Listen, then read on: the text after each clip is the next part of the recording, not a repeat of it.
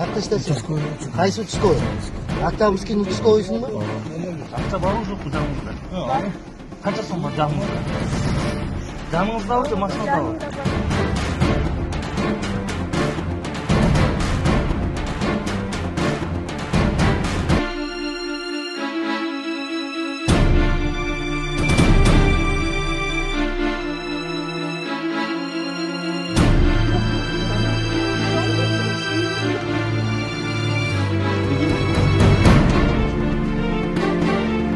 Қанша бұл жүр?